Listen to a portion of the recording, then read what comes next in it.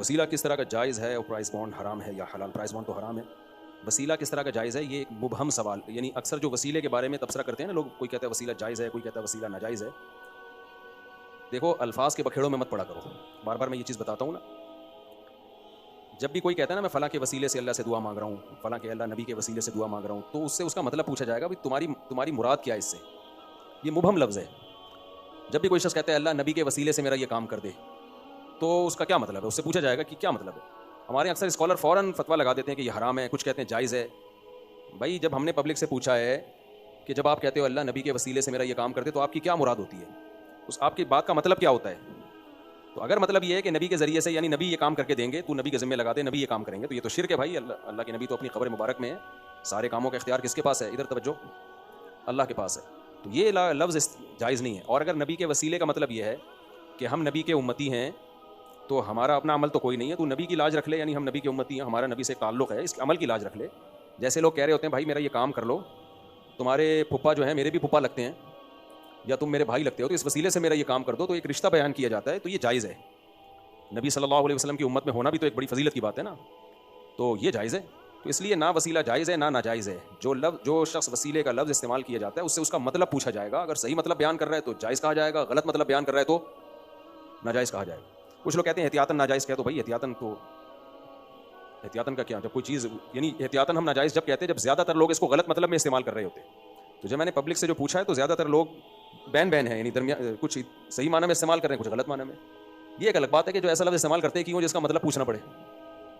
क्या ख्याल है, इसका मतलब पूछना पड़े। लोग तलाक़ें देके आते हैं ना अजीब अजीब तरीक़ों से, फिर हम फंसते हैं। तो मैं कहता हूँ देनी होती तमीज़ से तलाक़ का लफ्ज़ इस्तेमाल करके दे देता भाई। मुफ्तियों को चक्कर में डालते हैं लोग। मुफ्ती साहब हम लोग इंग्लैंड में रह रहे हैं, वहाँ हम सारे घर वालों को कब्रिस्तान ले जाते हैं, हम ख़वातीन भी साथ जाती हैं, लेकिन मेरे अब्बू की रिहाइश कराची में है, यहाँ हमारे घर वाले कब्र कराची में है, हम यहाँ घर वाले नहीं जाते, क्या करूँ। दूसरी बात ये कि हमारे यहाँ मसाजिद में बहुत से कुरान होते हैं, क्या हम कोई कुरान घर ले आ सकते हैं, इसका क्या लिखा है, पता नहीं, हदिया चंदे में दे देना। मस्जिद के कुरान वक़फ़ होते हैं, वो घर नहीं ले जा सकते। और आपके वालिद साहब की कब्र अगर कराची में है, तो अगर आप कराची आएँ तो वालिद साहब की कब्र पे जाके दुआ मांग लें, अच्छी बात है ये। नबी सल्लल्लाहु अलैहि वसल्लम ने अल्लाह से इजाज़त मांगी थी, सही मुस्लिम की हदीस है कि मुझे अपनी वालिदा की कब्र की इजाज़त दें, की ज़ियारत की, तो अल्लाह के नबी को इजाज़त मिली थी। तो इससे पता चलता है कि वालिदैन की कब्र की ज़ियारत करना ये साबित है, और वहाँ जाके उनके लिए दुआ मांगी जाएगी। तो मुझे सवाल समझ में नहीं आया कि अच्छा ये क्या है, ख़वातीन भी साथ जाती हैं, ख़वातीन को कब्रिस्तान ना ले जाया करें। अभी तो पर्दे में जा रही हैं, थोड़े दिनों में फिर वहाँ भी ख़वातीन का एक मेले ठेले शुरू हो जाएंगे, फिर लोगों का कब्रिस्तान जाने का दिल करेगा, फिर आपका दिल करेगा मैं यहाँ दफन हो जाऊँ, क्योंकि कब्रिस्तान भी दो टाइप के होंगे, जिनमें ख़वातीन जाती हैं, कुछ ऐसे जिनमें नहीं जाती, तो लोग वसीयत करेंगे मुझे वहाँ दफनाना। तो देखो, ख़वातीन से, औरत से दुनिया की रौनक है, वजूद ज़न से है तस्वीर कायनात। तो जहाँ औरत होगी ना, चाहे वो बुरके में भी हो, मर्द की तबीयत उधर माइल होती है। अब बाकी जगह जाने से तो नहीं रोक सकते। कब्रिस्तान एक वहशत की जगह है, जहाँ जाके आदमी को याद आता है कि मैं भी मरूंगा। वहाँ बेशक बुरके में भी ख़वातीन पहुँच जाए ना, तो भी लोग जाएंगे। मुर्दे का जो एक वहशत से ज़्यादा उसमें अट्रैक्शन औरत की वजह से पैदा हो जाएगी, इसलिए ना जाएं। हराम नहीं है औरत का जाना, हराम नहीं है, लेकिन इस्लामी तारीख में 1400 साल में कभी भी इस अमल को मोटिवेट नहीं किया, इसकी मोटिवेशन नहीं है शरीयत में। सहाबा के दौर में भी नहीं जाया करती थी। तो कभी कभार कोई खातून चली गई, ऐसा तो मिलता है हमें, तो इक्का दुक्का कभी हो गया ज़िंदगी में, एक आध दफ़ा अपने वालिद की खबर या शोहर की खबर देख ली, मेरा ही पहुँचाया हुआ है, तो चलो कोई बात नहीं, मैं एक दफ़ा जाके उसकी ज़ियारत कर लूँ। एक आध दफ़ा ज़िंदगी में चलता है। वो एक खातून से कुछ दिन पहले वास्ता पड़ा, किसी को पता नहीं होगा कि किसकी बात हो रही है, इसलिए गीबत नहीं है ये। अभी चंद दिन पहले की बात है, एक बेवा खातून से हमारा वास्ता पड़ा, कोई माली लेन देन था, वो बहुत तेज़ निकली ना, किसी को क्या पता किसकी बात हो रही है, उन खातून को भी नहीं पता चलेगा कि उनकी बात हो रही है, क्योंकि ख़वातीन को पता होता है कि अगर बुराई हो रही है तो मेरी तो हो ही नहीं रही है, किसी और की बात हो रही है। तो वो मेरा और मेरे घर वालों का वास्ता पड़ा कोई माली लेन देन के चक्कर में। वो इतनी तेज़ खातून थी ना, इतनी तेज़, और बार बार कहनी थी मैं बेवा हो गई, मैं बेवा हो गई, मेरे शोहर मर गए। मैं बड़ा परेशान कि यार ये अगर बेवा ना होती आप तो परेशान, यानी एक हैरानगी की बात थी। तो मैंने, जिस बंदे ने मुझे उन खातून से मिलवाया, उसने जो बात मेरे दिल में आ रही थी ना उनकी तेज़ ज़बानी की वजह से, उस बंदे ने यही कहा, उन्होंने कहा बेवा इन्हीं की वजह से हुई है। यार इनके अखलाक ऐसे कि ये शोहर ने इतना साल भी कैसे। मैंने कहा मेरे भी दिल में यही आ रहा। खैर मैं मजाक कर रहा हूँ, ऐसा नहीं है, क्योंकि आखिर में फिर हमने एक भी घर जाना होता है। तो कभी कभार बुरके में कहीं अपने वालिद या शोहर की या भाई वगैरह की खबर पर ज़िंदगी में एक आध दफ़ा जाने की गुंजाइश है, लेकिन इसकी आदत ना डाली जाए, इसको प्रोमोट ना किया जाए इसको। क्या एक बेवा खातून अपनी भांजी और इसके शोहर के साथ उम्रे की अदायगी के लिए जा सकती हैं? नहीं, भांजी का शोहर नाम महरम है। चाहे बुखारी मुस्लिम, क्या लिखा है भाई, बुखारी मुस्लिम पर क्या लिखा है यार, चंगेज़ खान ने किया वही हदीसें दोबारा आ गई हैं, क्या ये सही है? ये बीच का लफ्ज़ समझ में नहीं आ रहा है, इतनी गलत राइटिंग में लिखा हुआ है। इतनी गलत राइटिंग तो चंगेज़ खान की भी नहीं थी। मुफ्ती साहब अस्सलाम वालेकुम। मुफ्ती साहब, मेरी अम्मी को फालिज हैं के लिए दुआ करें, दिल से दुआ है जी अल्लाह ताला उनको शिफाए कामिल आजिल अता फरमाए। सुरजानी टाउन से हमारे महल्ले की मस्जिद में इमाम साहब जुम्मे के दिन मस्जिद की नमाज में मस्जिद यार लिखा तो सही करो ना।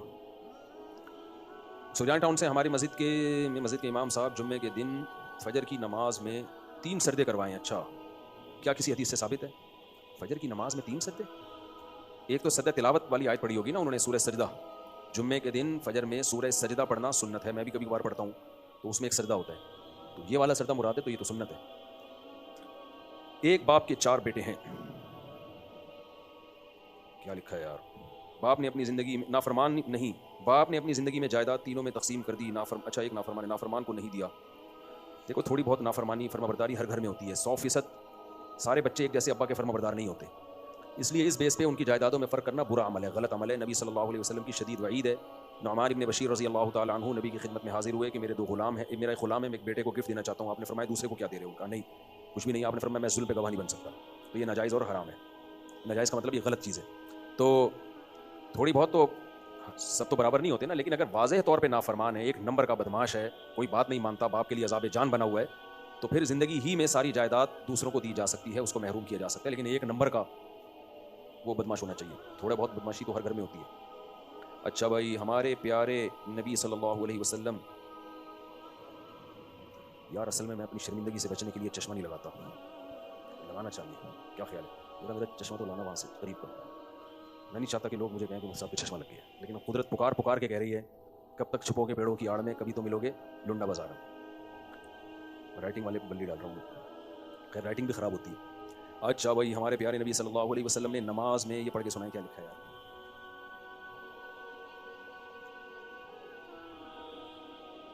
दो बच्चे जैद और आयशा ने मुद्दत रिज़ात में एक औरत का दूध पिया, तो क्या इनका आपस में निकाह हो सकता है? नहीं हो सकता भाई। अच्छा, नबी सल्लल्लाहु अलैहि वसल्लम ने नमाज में रब्बी जअलनी पढ़ी है या नहीं पढ़ी?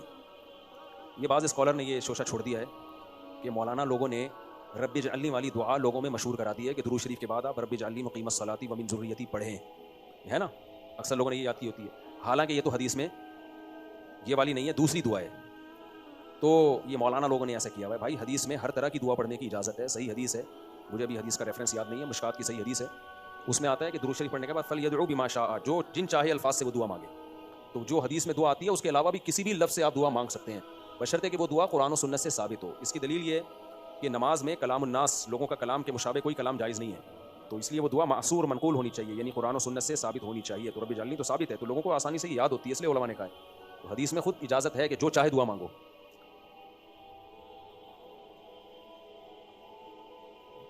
चंगेज़ खान ने क्या किया था? ऐसा नहीं है, कह रहे हैं चंगेज़ खान ने बुखारी मुस्लिम की तमाम जिल्दें जला दी थी तो दोबारा से लिखी हैं, ऐसा कुछ नहीं है। बहुत सारी जलाई थी, बहुत, तो बुखारी मुस्लिम तो पूरी दुनिया में फैल चुकी थी भाई, और चंगेज़ खान तो बाद में आया है बुखारी मुस्लिम के, बहुत उस वक्त तो बुखारी मुस्लिम कहाँ कहाँ फैल चुकी थी। मुफ्ती साहब क्या कब तक चुपोगे पेड़ों के आड़? क्या मदारिस को सदका दे सकते हैं? मेरी 1.5 नंबर कमज़ोर है, 10 साल से इससे 1 नंबर भी ऊपर नहीं हुई है, ये शो मार सकता हूँ। मुफ्ती साहब मेरा एक दोस्त है, इस क्या लिखा हुआ है बस, हाँ क्यों नहीं दे सकते सबका। मुफ्ती साहब मेरा एक दोस्त है, इसने भाई ये बुराइयों का तस्करा नहीं किया करो यार, लेकिन इसकी निकाह की नीयत है, ये गुनाह किस पर जाएगा? उसी पर जाएगा जो गुनाह करेगा। बेशक बाद में निकाह कर भी ले तो जो बदकारी कोई करेगा वो तो उसका तो अजाब आएगा ना उसके ऊपर। अगर कोई किसी पर कुफर का फतवा लगाए हालांकि इसने कुफर नहीं किया, तो क्या फतवा लगाने वाला काफिर हो जाता है? हदीस में आता है कि जो किसी मुस्लिम को काफिर कहे तो वो फतवा उसी के ऊपर लौट कर आता है, तो इस हदीस के ज़ाहिर से पता चलता है कि वो खुद काफिर हो जाता है। लेकिन इस तरह की जितनी भी हदीसें हैं, इस पर उलमा का, मुहद्दिसीन का इजमा है कि ये तशदीद पर मबनी होती हैं, क्योंकि कुफर की एक डेफिनेशन है अल्लाह का इंकार करना, या ख़त्म नबूवत का इंकार करना, या इस्लाम के बेसिक बुनियादी अकीदों का इंकार करना। तो जब तक कोई इंकार नहीं करता वो हकीकी मानों में काफिर नहीं होता। तो ये ऐसे ही है जैसे नबी ने फरमाया जो नमाज जानकर छोड़ दे वो काफिर हो जाता है। तो क्या मतलब, काम उसने काफिरों वाला किया। तो अगर किसी मुसलमान को कोई काफिर कहता है तो उसको तशदीदन का मतलब ये होता है कि उसको डराने के लिए काफिर कहा जाएगा, और ये कहा जाएगा तूने काम काफिरों वाला किया है, लेकिन सच्ची मुच्ची का काफिर नहीं होता इससे। अच्छा भाई, क्रिप्टो करेंसी, वही बात होगी ना, क्रिप्टो करेंसी और फिर भी देखो राइटिंग से इन्वेस्टमेंट करना, इसे कई दफ़ा बता चुका हूँ। क्रिप्टो करेंसी देखो, मसला पता है क्या होता है, कुछ चीज़ें लोगों का मसला बन जाती हैं तो लोग स्कॉलर्स को भी फिर उसी में उलझा देते हैं। हमारे हज़रत मुफ्ती रशीद अहमद साहब रहमतुल्लाह ताला एक बात फरमाया करते थे कि लोगों के दबाव में आके ना उनकी मर्ज़ी के बयानात कभी ना करो, और कोई तहकीकी बात जब एक दफ़ा बता दी है, एक रिसर्च रख दी है सामने, तो बार बार फिर उसी में टाइम ज़ाया ना करो, लोगों को रेफरेंस दे दो। तो लोग तो पूछते रहेंगे और आप वही काम करते रहोगे, फिर उस पर सवाल उठते रहेंगे, तो उससे टाइम वेस्ट। क्रिप्टो करेंसी एक बार नहीं 20 बार इसका जवाब दिया जा चुका है। कल एक साहब आधा घंटा मुझसे उलझते रहे क्रिप्टो करेंसी को, तो देख लें क्लिप दोबारा।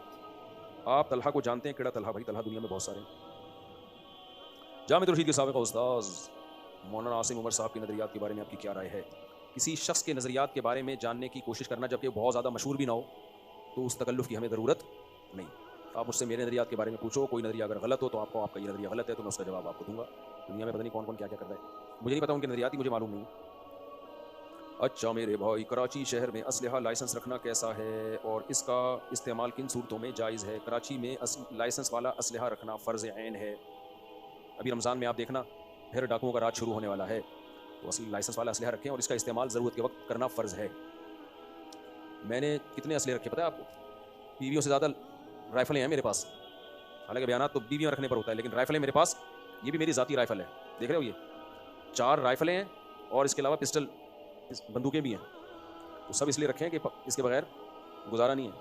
और फिर गिफ्ट भी दिए एक दो गार्ड को मैंने अपने, यार ये मेरी पिस्टल है, ये तुझे गिफ्ट है, ताकि कम से कम मुझ पर तो ना चलाए ना।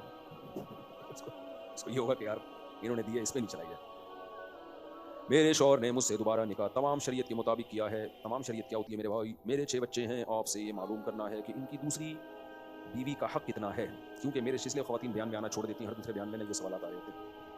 क्योंकि मेरे शौहर ने मुझे और बच्चों को घर अपना लेकर दिया है, दूसरी बीवी किराए के मकान में, इनका किराया मेरे शौहर ही अदा करते हैं। मुझे ये बात परेशान कर रही है कि मैं और बच्चे दूसरी औरत का हक तो नहीं मान रहे। आप परेशान ना हो, ये जो चीज़ आपके शौहर के सोचने की है वो आप सोच के अपना टाइम ज़ाया ना करें। ये वो वाला तकवा होता है जो तकवा नहीं होता, जो तकवे के अलावा कुछ चीज़ें होती हैं। आपके शौहर का काम है कि 2 बीवियों में बराबरी करें। अगर एक को उन्होंने घर लेकर दिया है तो दूसरी को भी घर लेकर दें। अगर एक की मिल्कियत में दिया तो दूसरी की मिल्कियत में भी घर देना पड़ेगा। तभी मैंने किसी को घर दिया ही नहीं है कि मुझे 4 घर में कहाँ से अफोर्ड कर सकता हूँ। ये भी एक फ़ायदा है कि एक अगर कहना मुझे घर लेके दे, मैं कहूँगा भाई मैं 3 घर मजीद लेके देने पड़ेंगे, इसलिए किसी को भी नहीं दो, सीधी सी बात। ये फ़ायदा है, नुकसान है तो अल्लाह ही बेहतर जानता है। लेकिन अब ये तो खातून जिन्होंने पूछा, ये तो सोचना छोड़ दें, आपको कोई गुनाह मिलेगा। आपको आपके शौहर ने जो गिफ्ट दिया है, आप शौहर की कदर करें, माशाल्लाह पूरा घर आपको दे दिया उसने। बाकी ये दूसरी वाइफ का काम है, वो अब शौहर से पूछे कि आपने उसको घर दिया तो मुझे क्यों नहीं दिया। तो हो सकता है उनका शादी से पहले कोई एग्रीमेंट हुआ। अल्लाह ताला ने कुरान मजीद में कहा है कि व इन इम्राअतुन खाफत मिन बालिहा नुशूज़न औ इरादन फला जुनाहा अलैहिमा अन युस्लिहा बैनहुमा सुलहा। मियाँ बीवी एक दूसरे के हुकूक से दस्तबरदार होने के लिए कोई एग्रीमेंट कर सकते हैं। समझते हैं कि नहीं समझते? बाज़ आदमी को पता है यार मैं एक बीवी को घर दे चुका हूँ, अब मैं दूसरी शादी करूँगा, मैं दूसरा घर कहाँ से लाऊंगा। तो दूसरी वाइफ को पहले बता दे, वो झूठ ना बोले उससे, भाई मैंने पहली को घर दिया है लेकिन मैं आपको घर नहीं दे सकता, इतने पैसे मेरे पास नहीं है। तो अगर इस शर्त पे आपने शादी करनी है तो करें, अदरवाइज मेरी तरफ से इनकार है। तो जुर्म जब होता है जब आप धोखा देकर शादी कर रहे हो। तो अगर ऐसा कोई एग्रीमेंट हुआ होगा, हो सकता है उनका आपस में, अगर नहीं हुआ तो फिर देना पड़ेगा। लेकिन फिर ये नहीं होगा कि आपका घर बेच के दे, आपका घर तो आपका हो गया, अब अलग से कोई मेहनत करे और दूसरी वाली के लिए घर बनाएगा। या फिर यही है कि उसको इख्तियार दे कि भाई मुझे माफ़ कर दो। और कोई सवाल नहीं है? हो गए पूरे? और कम सवाल आते हैं। कोई किसी ने पूछना है यहाँ से जल्दी से? जी साहब, मेरा सवाल ये है कि अगर कोई शख्स किसी से चोरी करे महल्ले के अंदर या किसी रिश्तेदार से, अब कुछ वक्त बाद इसको ख्याल हुआ कि अल्लाह के सामने खड़ा होना है, जवाबदेही देनी है और उसका हक है, देना है मुझे, या क़यामत के दिन मुझसे पूछा जाएगा, तो अब उसको देना है लेकिन शर्मिंदगी भी हो रही है कि मैं सामने भी ना हूँ, तो ये हक ये कैसे दे? ये पैसे मिक़दार किसी से चोरी हो ना तो बाद में जब तौबा करो तो यूँ जाके ना दे दिया करो मैंने चोरी की थी तो मुझे तौबा की तौफीक मिली है। वो सारी ज़िंदगी आपको चोर समझेगा। बल्कि उसका तरीका ये है कि अल्लाह से तौबा करो, किसी के सामने अपने गुनाह का इजहार नहीं करना चाहिए। सबसे ज़्यादा इस्लाम में ना अपनी सबसे पहले जान की हिफाजत, फिर दीन की हिफाजत और उसके बाद अपनी इज्जत की हिफाजत ज़रूरी है। लोग समझते हैं अपने आप को जलील करना गुनाह नहीं है। ना ना ना ना ना, जैसे दूसरे को रिस्पेक्ट देना फ़र्ज़ है ना इस्लाम में, अपने आप को रिस्पेक्ट देना भी क्या है? बोलो, फ़र्ज़ है। दूसरे को कत्ल करना भी हराम है, अपने आप को कत्ल करना भी हराम है या नहीं? बल्कि अल्लामा शामी रहमहुल्लाह ताला जो बहुत बड़े फ़क़ीह हैं, उन्होंने लिखा है कि खुदकुशी करना दूसरे को कत्ल करने से भी ज़्यादा बड़ा गुनाह है। उसकी दलील क्या है? उसकी दलील ये है कि आप जितने करीबी रिलेटिव को कत्ल करेंगे उतना गुनाह ज़्यादा होगा। देखो आपने किसी अजनबी को कत्ल किया, कत्ल का गुनाह, भाई को कत्ल किया तो ज़्यादा बड़ा गुनाह है ना? क्या ख्याल है? क्योंकि उसका आपसे रिश्ता डबल है। डबल क्यों है? ज़्यादा है। तो सोच समझ के बोला करो, ठीक है? उससे आपका रिश्ता ज़्यादा करीबी है। तो इंसान का सबसे गहरा रिश्ता तो अपने आप से होता है, इसलिए अपने आप को कत्ल करना सबसे बड़ा गुनाह है। यानी कत्ल की अनवा में सबसे बड़ा जुर्म क्या है? अपने आप को कत्ल करना। तो इसीलिए दूसरे की बेइज्जती करना भी बहुत बड़ा जुर्म, अपनी बेइज्जती करना उससे भी बड़ा जुर्म है। तो अपने गुनाहों को लोगों के सामने बताना और ऐसा मसखरा बन के लोगों के सामने रहना कि आपकी रिस्पेक्ट की सोसाइटी में खत्म हो जाए। बाज़ लोग इस तरह कर रहे होते हैं, भाई ये गलत है यार। अपनी इंसान को अपनी वैल्यू नहीं ख़त्म करनी चाहिए, और अपने गुनाह अगर हैं तो अल्लाह के सामने बयान करो, अल्लाह को सब वैसे ही पता है, तो अल्लाह के सामने बताओ, रो दो, पब्लिक को नहीं बताओ ना, लोगों को जाके बताया करो। एक बात तो ये हो गई। तो अब आप जिससे चोरी की है उसको जाके बताएंगे, या गीबत की है किसी की उसको जाके बता रहे हैं मैंने तुम्हारी गीबत की है, तो कहेगा पता नहीं क्या किया यार इसने मेरे बारे में।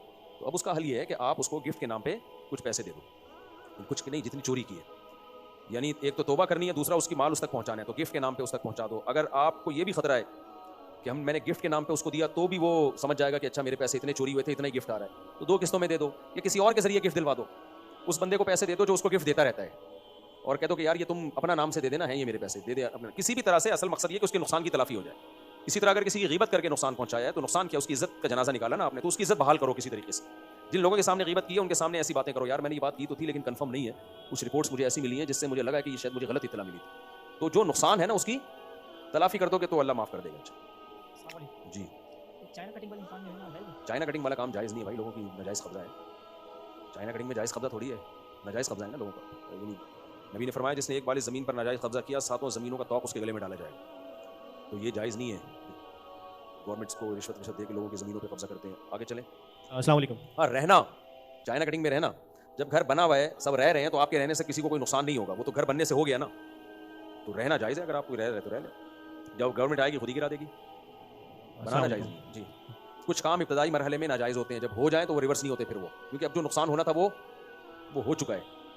इरशाद। अस्सलाम वालेकुम मुफ्ती साहब, पहले तो ये बात पूछना था कि आप बैत करते नहीं करते बैत? जी, और दूसरा ये पूछना था जैसे हमें वो पूछते हैं कि बरेली है आप देवबंदी है, हम कल ये कहते हैं मुसलमान है, लेकिन फिर भी सोच सकते हैं तो उस पर हम कहना नहीं चाहते कि किसी जैसे बिना कम दिया हो, तो हम क्या चाहते हैं। अच्छा, ये 2 सवाल पूछे तो आप बैत करते हैं? अभी तो मैंने शुरू नहीं किया बैत करना, जो काम है वही नहीं निमट रहे, लेकिन असल बात यह है कि अगर इंसान फरागत का इंतज़ार करे तो दुनिया में कोई काम नहीं होता, सारे काम मसरूफियत के साथ ही शुरू होते हैं, हो सकता है शुरू कर दें।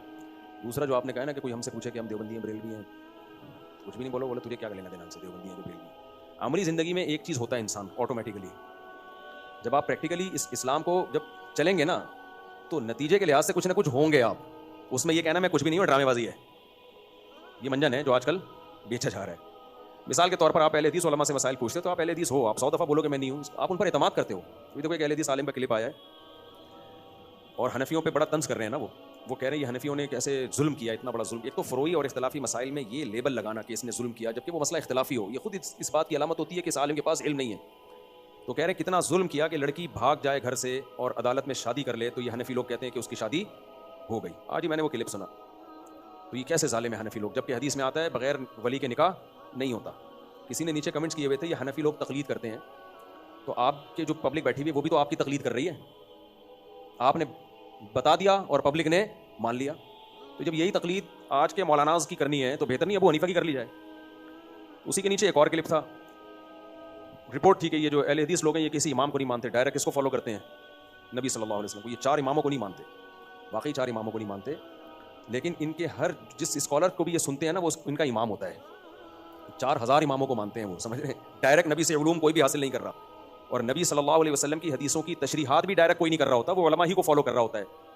तो ये बात तभी है ना, आजकल लेबल बहुत ख़ानदानी किस्म के खूबसूरत लेबल लगे हुए होते हैं। तो मैंने कहा कि इन मौलाना साहब को कोई 2 बातें समझाए। पहली बात तो ये कि इख्तिलाफी मसले में ये उन्वान इख्तियार करना कि बड़ा जुल्म किया है, ये किसी आलिम पे सूट नहीं करता। दूसरी बात ये कि आप हदीस सुना रहे हो कि बगैर वली के निकाह नहीं होता, तो ये इतनी हदीस सुना के आपने चैप्टर ही क्लोज कर दिया, और आधी से ज़्यादा उम्मत जिन्होंने अबू हनीफा को फॉलो किया उन पर एतमाद ख़त्म कर दिया आपने। पहली बात ये कि आपने वो वाली हदीसें क्यों नहीं सुनाई जिससे पता चलता है कि बगैर वली के भी निकाह हो जाता है, आधी क्यों सुनाई? दलाइल हमेशा कुरान से शुरू होते हैं, उसके बाद हदीस पे आते हैं। कुरान ने बराह रास्त औरत की तरफ निकाह की निस्बत की, हत्ता तन की हज़ौजन गैरा, यहाँ तक कि वो औरत किसी और मर्द से निकाह कर ले, ये नहीं अल्लाह ने कहा उसका निकाह किसी और से करा दिया जाए, तो अल्लाह ने बराह रास्त औरत की तरफ निस्बत की है। नंबर 2, सही है बुखारी में आता है, खातून ने नबी से अर्ज़ किया मैं आपसे निकाह करना चाहती हूँ, आपको रग़बत नहीं थी, किसी साहबी ने कहा मेरा निकाह इनसे करा दें अगर आप नहीं करना चाहते, तो नबी ने तो उस खातून से नहीं पूछा कि तुमने वली की से इजाज़त ली है कि नहीं ली है। ये वाली हदीस आपने क्यों नहीं सुनाई? ये मुहक्किकीन की बात कर रहा हूँ, जो कहते हैं मुहक्किक हैं, हम किसी की तकलीद नहीं करते। जो मुहक्किक का ये आलम है, तो जो आपके सामने आवाम बैठी हुई है गैर मुहक्किक, उसकी जहालत का क्या आलम होगा? तो इन जाहिलों को बेहतर नहीं है कि आज के स्कॉलर्स के बजाय अइम्मा मुज्तहिदीन की तरफ फेर दिया जाए? तो हदीस वो वाली पढ़ी जो उनको फेवर कर रही है, वो गायब कर दी जिनसे उनका मुद्दा साबित नहीं हो रहा। तीसरी बात ये कि हदीस में जो ये आता है वली के बगैर निकाह नहीं होता, वली का मतलब अब्बा कौन सी हदीस में आता है? अगर वो कोर्ट में शादी कर रही है तो जज भी तो वली है, सुल्तान वली मल्ला वली अला। बहुत से, चलो इसमें तो आप कह सकते हो जिसका वली नहीं है उसका सुल्तान वली है, लेकिन आप भी बहुत से मसाइल में जज को वली मानते हो, तो सारा प्रोग्राम ही आड़ा तिरछा है। ऐसे ऐसे फारिग तरीन लोग मुजतहिद बने हुए हैं। आवाम ने तकलीद ही करनी है, ये जहन में रखो। फंटर बनने की कोशिश मत करो कि हम मुकल्लिद नहीं, हम मुहक्किक हैं। आप मुहक्किक नहीं हो। पता वही लतीफ़ा मुझे आ जाता है फिर याद, यार छोड़ो, अभी लतीफ़ा नहीं सुनाता वो मैं। तो पता कख भी नहीं है और मुहक्किक बना हुआ है हर शख्स। और कहते हैं हम किसी इमाम को नहीं मानते, हम डायरेक्ट नबी को फॉलो करते हैं। डायरेक्ट नबी को कोई भी फॉलो नहीं कर रहा, फ़ज़ाइल में फॉलो करते हैं। मसाइल में लोग उलमा की तहकीकात पर एतमाद करते हैं। तो हम कहते हैं उन 4 अइम्मा की तहकीकात जिनको पूरी दुनिया ने माना है, वो तहकीकात ज़्यादा रिलायबल हैं इस बात के कि उनको फॉलो किया जाए। और आजकल के जो हैं, और फिर इनके हर मुफ्ती का फतवा भी दूसरे से अलग होता है। तो 4000 तो मैंने कम कहा है, 4 लाख इमाम होंगे इनके। तो ये मंजन है ये बातें करने की। और दूसरी बात ये कि हनाफ ने वो जो हदीस है कि बगैर वली के निकाह नहीं होता, उसका इनकार थोड़ी किया है। कुरान और दीगर अहादीस की रोशनी में उसमें एक शर्त लगाई है। वो शर्त ये है कि ये उस सूरत में है कि लड़की गैर कुफू में निकाह करे। तभी हम ये फतवा देते हैं कि अगर लड़की अपने जोड़ की शादी नहीं कर रही, गैर कुफू में कर रही है, तो वली की इजाज़त ज़रूरी है। और हदीस में जो वली की शर्त लगाई है उसका मकसद भी यही है कि लड़कियां गलत फैसले ना करें। तो अगर वो हम पल्ला में निकाह कर रही है तो गलत फैसला थोड़ी है, वो तो बेहतरीन फैसला है। नहीं आई मेरा ख्याल है बात। अगर ये साबित हो जाता है ये लड़का इसके जोड़ का है तो वली पर लाजिम था भाई यहीं करते इसका निकाह। और दूसरी बात यह कि आपने कह दिया कि अहनाफ ने जुल्म किया कि लड़कियां घरों से भाग के वली की इजाजत के बगैर निकाह कर लिया, जुल्म है। क्या ये जुल्म नहीं है कि वली पर उसको डाल दिया जाए, 40-40 साल वो इंतजार करती रहे? कितने घराने ऐसे जहां बाप दिलचस्पी नहीं ले रहा शादी में, भाई दिलचस्पी नहीं ले रहा, उन पे आप जुल्म नहीं कर रहे क्या? कोई पुरसाने हाल नहीं है उनका। अरब में कितनी खवातीन है। मैं एक दफा दुबई गया, वहां कोई साहब मिले जो अब मैं उनकी पोस्ट तो नहीं बता सकता ना, किस इदारे में थे वो, मना है। उन्होंने बताया कितनी लड़कियां बुढ़ी हो गई हैं जिनके बाप और भाई की परमिशन के बगैर उनका यहाँ निकाह मुमकिन नहीं है और बाप और भाई दिलचस्पी लेते नहीं। आप कह सकते हो कि भाई उसके बारे में शेख सालेह अल उसैमीन का फतवा है कि अगर बाप दिलचस्पी नहीं ले रहा फिर लड़की कर सकती है। ये फतवा कौन सी हदीस से निकाला आपने भाई? हदीस में तो आपके बकौल वली के बगैर निकाह नहीं होता। तो ये मुहक्किक शुहक्किक नहीं है मेरे भाई, ये तुम्हें आइम्मा कराम से वरगला के अपनी तकलीद पे डाल रहे हैं। इसलिए बेहतर यही है कि चारों इमाइमा में से किसी एक को तमीज़ से फॉलो कर लो। नई चीज़ मार्केट में लॉन्च करने की ज़रूरत नहीं है। और बाकी हम इसको अप्रिशिएट नहीं करते कि वली की लड़कियां भागेंगे, कितनी लड़कियां भाग जाती हैं, कोई मुफ्ती है उसकी हौसला अफजाई नहीं करता। लेकिन ये ज़रूर है कि बाप दिलचस्पी नहीं ले रहा होता, भाई दिलचस्पी नहीं ले रहा होता। आज जिना, मेरे पास कितने यूनिवर्सिटियों के केसेस आते हैं, लड़कियां जिना कर रही होती हैं बॉयफ्रेंड के साथ, लड़का जिना कर रहा होता है लड़की के साथ, तो पूछते हैं भाई अब्बा तो राजी नहीं है तो क्या हम निकाह कर लें? मैं कहता हूँ ये जिना करने से पहले वली से पूछा था तो क्या लेती सी फतवा देंगे अब्बा की इजाज़त ज़रूरी है? तो इसका मतलब इसका नतीजा क्या निकल रहा है उस फतवे का? सोसाइटी में जिना फैलेगा इससे। तो इसलिए हमारे भाई जो अहले हदीस लोग हैं ना, इनमें मज़ेदारी नहीं है, इल्म उमुक और गहराई नहीं है। मैं नहीं कहता गुमराह है या जहन्नम में जाएंगे, ये इतने बड़े बड़े दावे हम नहीं करते। लेकिन पब्लिक के लिए भाई सूटेबल तरीका यही है कि मुजतहिदीन में से किसी एक को फॉलो करे, बाकी दूसरों को दुरुस्त समझे। तकलीद आपने करनी ही है। आप अबू हनीफा की नहीं करोगे तो आजकल के स्कॉलर्स की करना शुरू कर दोगे। ये कहना कि मैं मुहक्किक हूँ, ये किसी और को जाके बताया करो, हमारे सामने नहीं बताया करो। क्योंकि आप के जो मुहक्किकीन है उनका हमने जब हाल देखा है, तो जो आप जो मुहक्किक उनके बकौल आप नहीं हो तो आपका क्या हाल होगा?